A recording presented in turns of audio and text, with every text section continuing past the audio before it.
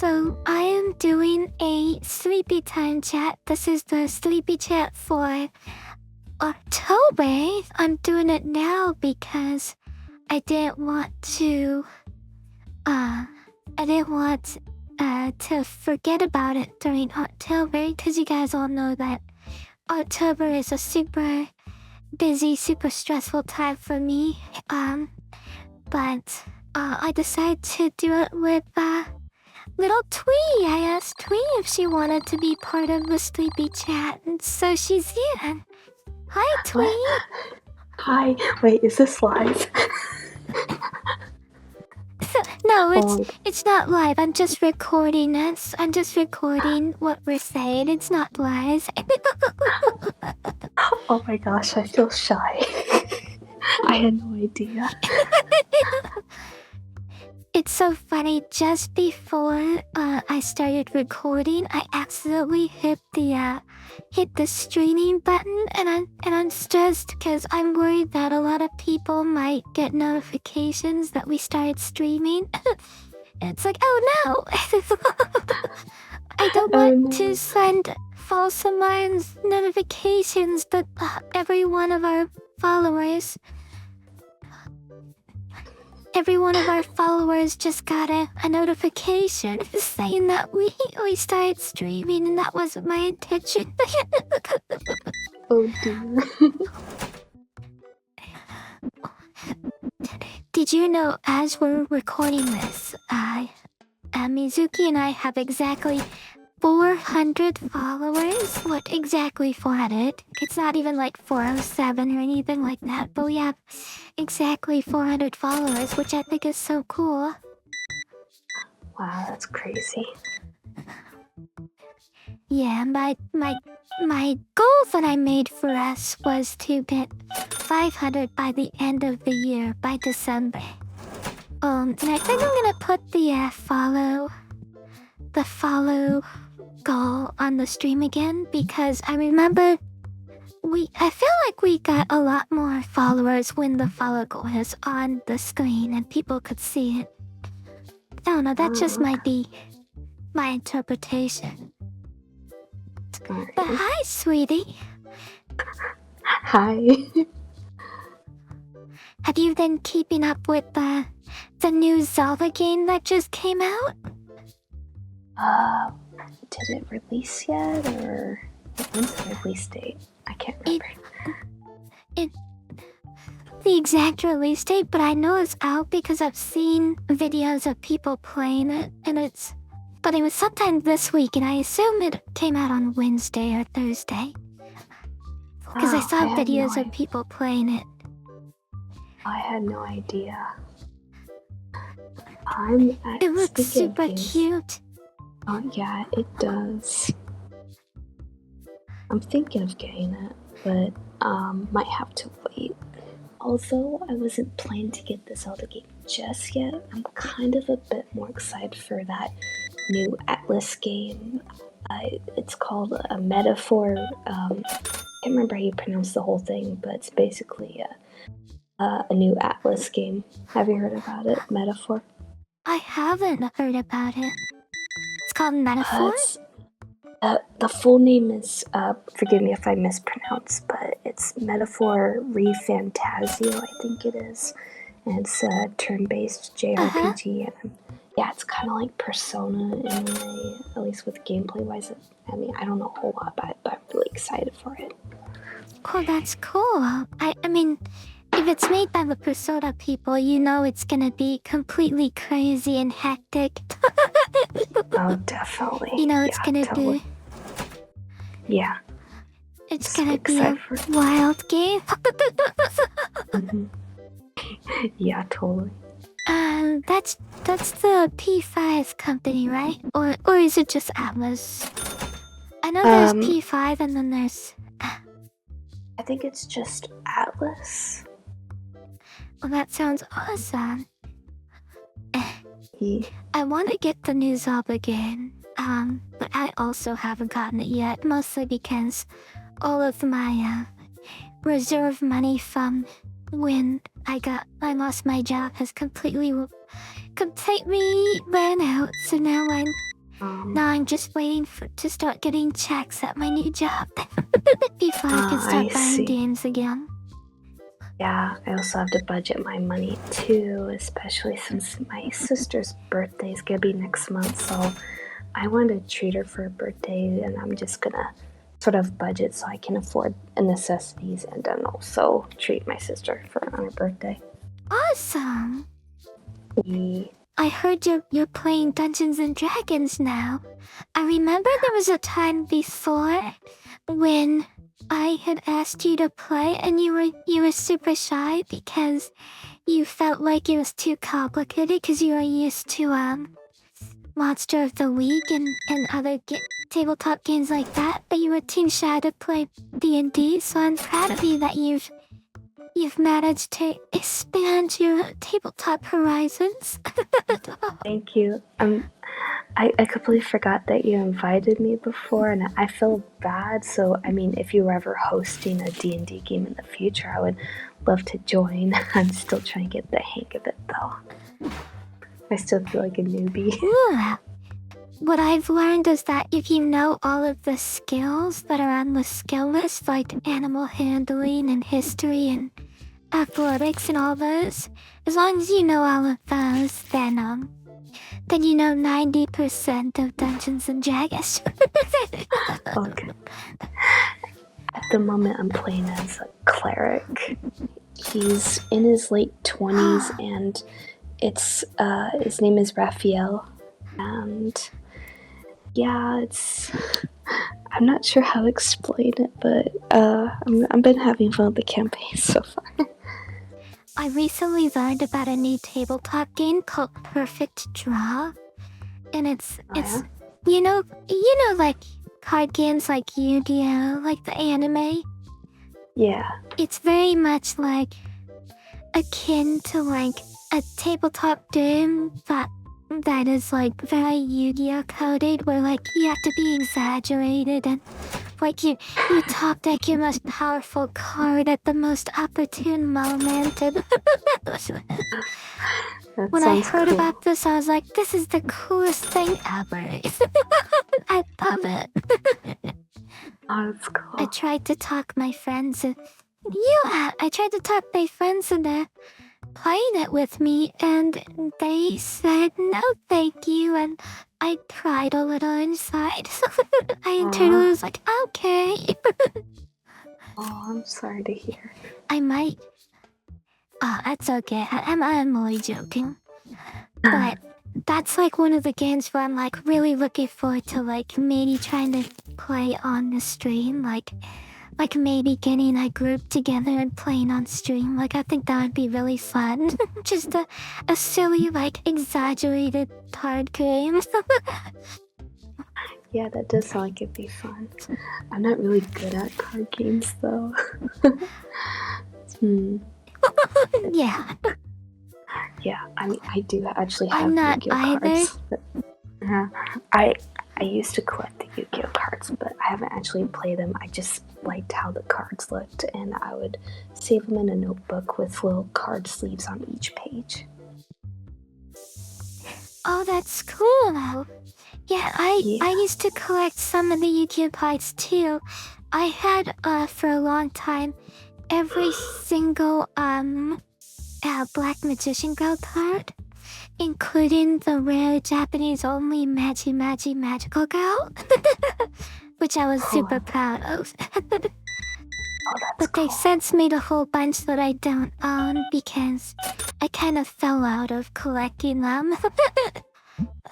Yeah, it's been years since I collected them. Now I just kind of prefer to collect video games and movies.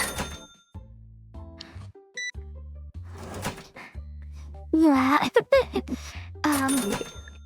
At some point I was playing I played Yu-Gi-Oh for a little bit, not much because it's not really something I'm super enjoy, but like I liked the Yu-Gi-Oh anime because there's a bunch of hot boys and love it. How can you go wrong with that? Yeah, really. And so it got me into playing the game for a little bit, but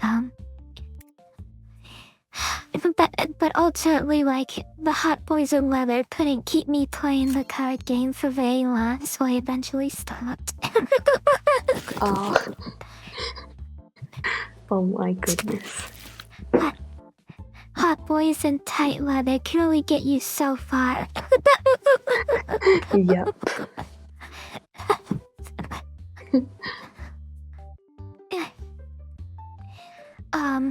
Even though, like, I would still say that, like, Asuka and, like, all the hot...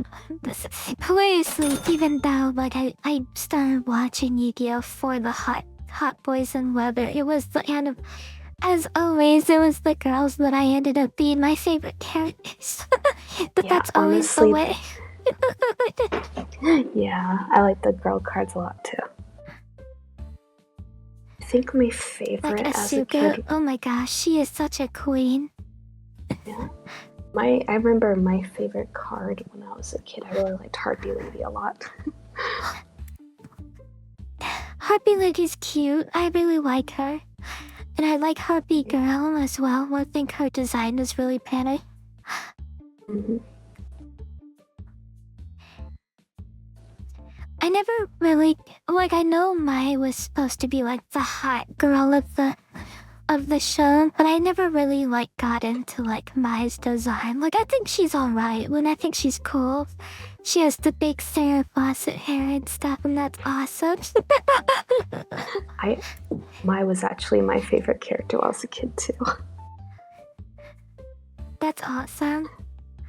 Yeah, I never really got into Mai. I like her, but she was never, like, one of the girls that I really latched onto. But I really got into Asuka and GX. GX was, like, my absolute favorite of the Yu-Gi-Oh! Anime because GX was so clever in the way it was designed. Like, the anime starts with, the main character boy, what's his name? Judai? Was it Jaden? He starts as this, I like... forget. Can't remember. Yeah, that's it. He starts off as, like, the typical anime protagonist where he's always happy and he's always the leader and he's always, you know, like, just a rambunctious high school boy. But then by the end of Yu-Gi-Oh! GX, he actually falls into depression and he starts, like, realizing that his actions are kind of, like, selfish and he's, like, trying to learn to cope with, like, you know, like, all of his friends have moved on and, like, grown up and he's kind of stuck in, like, in a lot of, like, the main character's rambunctious guy and it's really sad and he's kind of like, he's had to save the world so many times that he's kind of fallen out of love for playing Yu-Gi-Oh! So he doesn't enjoy it anymore because he's had to save the world too many times and that's kind of like where the anime ends and it's like, it's such an interesting way to make the series go from like the super happy kid that like loves Yu-Gi-Oh! And then it ends with him kind of like falling out of love with it. But it ends on a wholesome note where he fights the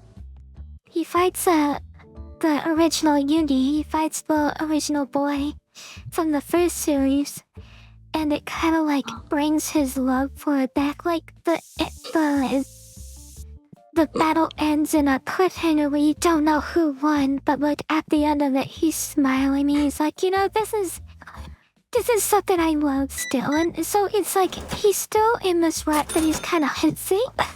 So I thought that was super cool way to. And like, I've never seen an anime do stuff like that before. Yeah, I had no idea because I never got to finish the anime when I was a kid, so yeah, it's pretty interesting that it ended out that way. Yeah, and then there was every anime that came out did GX, and those were all just trade wrecks. Yeah. haven't really seen anything beyond GX. Like, I know there's one where they do on a motorcycle or something. I've never watched 5Ds in earnest, but like I love the character designs in that anime, Yeah. but I've never actually watched it. Yeah, After neither GX, have I. it's just too much anime, and like it's an anime for a card game I'm not super invested in, so you can only, like I said, you can't. Boys in hot boys in leather pants can only get you so far. Yep. But gosh, I would really love to play a campaign of the tabletop game. It's called Perfect Draw, and I really want to try it. Though they do have a weird mechanic in this game that I find concerning. The way you level up is, you get emotional trauma and emotional baggage, which is so weird. And like, your levels in that game are determined by how much emotional trauma and how much emotional baggage you kind of, resolve. So like, and I just find that to be such a strange mechanic for a card game. Like, I feel like that it's such an unfitting method of... Yeah, it's like so out of the blue and so unfitting. Yeah, it feels a little too real for me. It's a little too real for me. Exactly, and like, what does this have to do with card games? Like, as someone that enjoys escapism, you just want to chill and have fun, you know? Exactly. So, I mean, I guess it's fine, but it's just, it's such a weird way to keep track of experience points and levels. When, in all of those kind of games, most people just kind of accepted that, that you do the milestone method where you level up based on where you are in the campaign rather than any experience points. Yeah.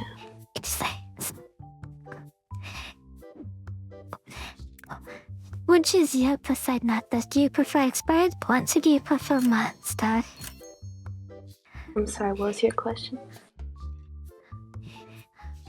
Which experience do you prefer? Do you prefer milestone or do you prefer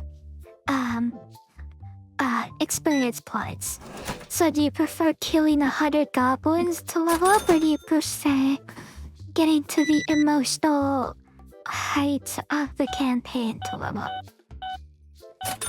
I guess in a way a mix of both, because on one hand there's the gameplay aspect is pretty fun, but I do also like story-wise, I do like the character growth and development and just seeing how their journey unfolds and the bonds they forge along the way with the party, and yeah. Okay. Yeah, I think I'm 100% in on the milestone. Yeah, definitely. I don't need to keep track of what my players kill, so I have no idea how much experience they get. Yeah. It's just when I feel like they hit an emotional, important beat in the campaign, I'm like, alright, you leveled that. You've grown as people. Yeah. And I have a feeling that my character's journey is going to be a pretty emotional one as time unfolds. And at the moment now we're in chapter 2, so nothing emotional has happened yet, because we're still kind of early on in the campaign. But later on, I could definitely see some tearjerker moments later in the campaign. Gosh, I love tearjerker moments. Those are the best parts of playing tabletop games. Yeah. What tabletop do you use? What do you mean? Do you use like Tabletop Simulator? Or do you use Roll20? Or do you use D&D Beyond? D&D Beyond, yeah. Okay. I've never used that one. I'm almost exclusively Tabletop Simulator because it's easy to navigate, Oh, and okay. I'm really good at modding the Tabletop Simulator. Oh, okay. I'm kind of looking forward to the Dungeons and Dragons official tabletop. Not to like give Wizards or Hasbro money, of course, but just because it's gonna be a really popular tabletop that's easy to that looks easy to use and people know how to use it. So I feel like Yeah. that's a really good incentive to use it. That sounds pretty cool. Just last week I tried Roll20 for the first time, and I thought it was awful. I thought Oh, it was compared to other tabletops, I thought it was really involved. And I was like, I can see this being amazing for people who have more free time than I do. But Yeah. I really don't see this being my cup of tea just because like it's almost entirely like built for like using it as maps when you're not at combat. Because I only use maps for combat. I don't use maps for any other time in the campaign. And that thing just has so many features that have nothing to do with like combat maps, and I'm like, this has so many features I'm not taking advantage of.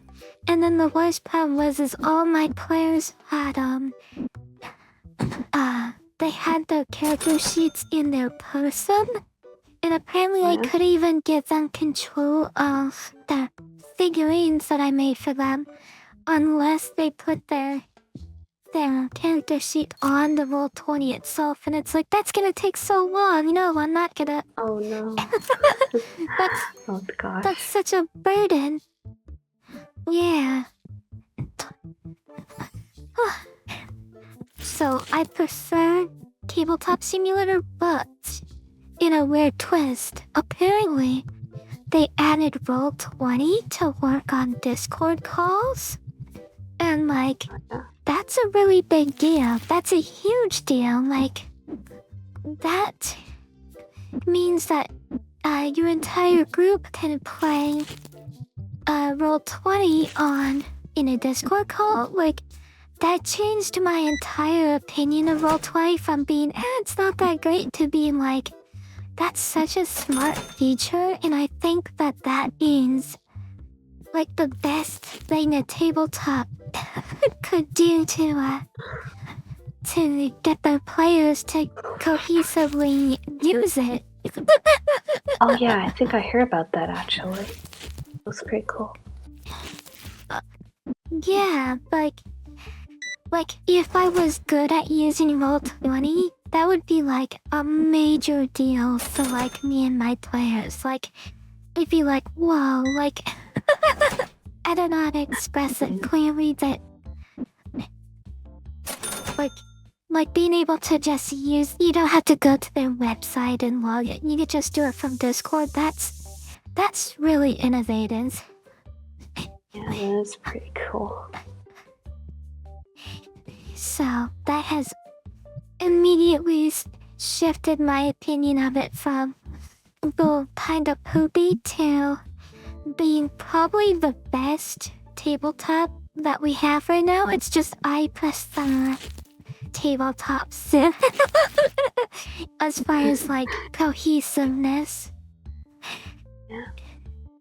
And don't get me wrong, Tabletop Simulator has a learning curve, but that learning curve, once you actually finish the learning curve, you can make it so easy for your players, even if they don't know how to use Tabletop Simulator comprehensively. Like, like you as the DM could handle unclear players real easily and quickly without having to worry about wasting a ton of time. Yeah.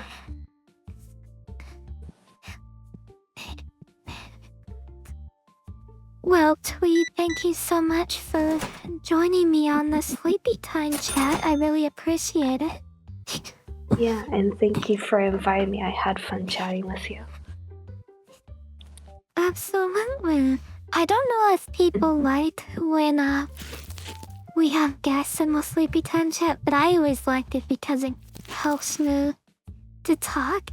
Like it's hard for me to just talk to myself for 30 minutes, so I always I get the appreciate feeling. having someone else there. Yeah, it's easier to, I guess, basically bounce off of someone in a conversation. Yeah, exactly. Okay, well, thank you all so much for coming. Like I said, this is gonna be coming out immediately, because I don't want to have to worry about it during, October. So, thank you for listening. Have a great night. Kisu kisu. Tsunaru. Bye bye.